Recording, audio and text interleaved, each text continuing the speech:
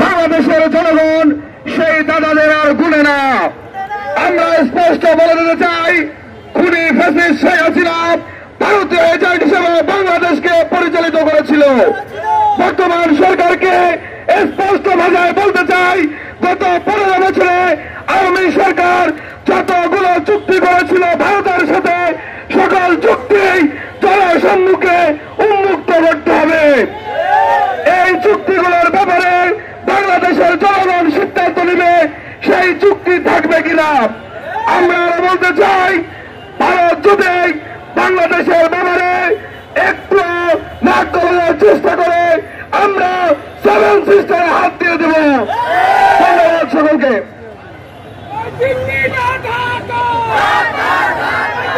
এই পর্যায়ে বক্তব্য নিয়ে আসছেন জাতীয় নাগরিক কমিটির কেন্দ্রীয় সদস্য সাইদ মুস্তাফিজ।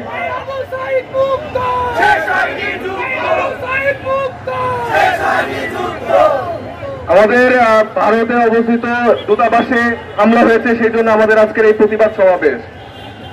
আমার পূর্বের বক্তারা অনেক বার্তা দিয়ে গেছে আপনাদের কাছে। আমি একটা বার্তা স্পষ্ট করতে চাই, যদি আমাদের উপর আঘাত হানে আমরা কিন্তু আর চুপ থাকবো না। আমরা কোনোভাবেই আর পরাজিত, কোনোভাবেই কোনো শক্তির কাছে মাথা নত করবো না। আমরা সবাই মিলে যেভাবে এই ফ্যাসিস্ট হাসিনাকে সরিয়ে দিয়েছি, সেইভাবে ভারতীয় দালালদেরকেও সরিয়ে দেব। আমরা সবাই মিলে প্রতিরোধ করে তুলব। এই জন্য আমি সকল রাজনৈতিক দল মত নির্বিশেষে সবাইকে আহ্বান জানাবো, আমরা একটা জাতীয় ঐক্য করতে হবে আমাদেরকে, যেন আমরা এই দুরবস্থার থেকে আমরা বের হতে পারি। ধন্যবাদ সবাইকে। ধন্যবাদ। আমাদের মাঝে কামরাঙ্গীরচর থেকে একটা মিছিল এসে উপস্থিত হয়েছে, আমরা তাদেরকে করতালির মাধ্যমে ধন্যবাদ জানাই। প্রিয় উপস্থিতি, এই পর্যায়ে আপনাদের সামনে বক্তব্য নিয়ে আসছেন জাতীয় নাগরিক কমিটির কেন্দ্রীয় সদস্য জনাব আলী হাসান জুনায়েদ। জনাব আলী হাসান জুনায়েদ।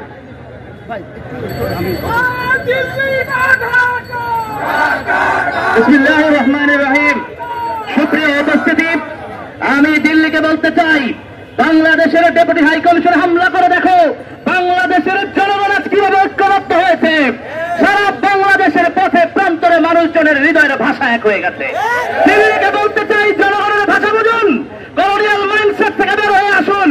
আমরা কারো দাসত্বের জন্য, কারো দাসত্ব মেরে নেওয়ার জন্য রক্ত দেই নাই। এই অভ্যুত্থানে 2000-এর উপর মানুষ শহীদ হয়েছে, 30,000-এর উপর মানুষ চোখ হাত পা ভঙ্গ হয়েছে। আমাদের রক্তের দাম, আমরা রক্ত দিতে শিখে গেছি। দিল্লি জেনে নাও, যে জাতি রক্ত দিতে শিখে গেছে তাকে থামায় রাখার কেউ নাই। জেনে নাও, যারা রক্ত দিতে শিখে গেছে তাদেরকে থামায় রাখার কেউ নাই। যাদের বুক বুলেটের সামনে দাঁড়াতে শিখে গেছে তাদেরকে থামায় রাখার কেউ নাই। আমাদের বুকগুলো বুলেটের সামনে দাঁড়াতে শিখে গেছে। আমাদের মস্তিষ্ক এবং আমাদের অন্তরকে কিনে নিতে পারবা না। You can shoot me, you can kill me, but you can never bow down. You can never make our head bow down. আমরা কখনোই আমাদের মস্তককে বিক্রি করে দিতে পারি না। আমরা জাতি হিসেবে ঐক্যবদ্ধ হয়েছি। সমস্ত রাজনৈতিক দল, সমস্ত জনগণকে সাথে নিয়ে দিল্লির এই হিন্দুত্ববাদী আগ্রাসন, যদি প্রভুত্ব মানসিকতা নিয়ে আমাদেরকে শাসন করতে চাও, ওই কলোনিয়াল মাইন্ডসেট নিয়ে আসতে চাও, সারা দেশের জনগণকে সাথে নিয়ে তীব্র প্রতিবাদ করে তুলব। নিজেদের জীবনের পরোয়া করব না, কিন্তু আমরা কারো দাসত্ব মেনে নেব না। নেতৃত্বের সমতার ভিত্তিতে সম্পর্ক হবে, বন্ধুত্বপূর্ণ সম্পর্ক হবে, কোন দাসত্বের সম্পর্ক নয়, গোপনে কোন চুক্তি নয়, নদীর পানি বন্টনে অন্যত্র হিস্সা নয়। আমরা আমাদের হিস্সা ন্যায্যতার ভিত্তিতে চাই, সমতার ভিত্তিতে চাই। সারা বাংলাদেশের জনগণ আজ ঐক্যবদ্ধ হয়েছে।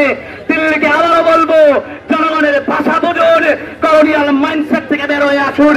আমরা ঐক্যবদ্ধ হয়েছি, আমরা ঐক্যবদ্ধ থাকবো, রক্ত দিতে প্রস্তুত থাকবো। শহীদের রক্তের দাম আমরা আমাদের নিজেদের জীবন দিয়ে দিতে প্রস্তুত আছি ইনশাআল্লাহ। সবাইকে ধন্যবাদ। আসসালামু আলাইকুম।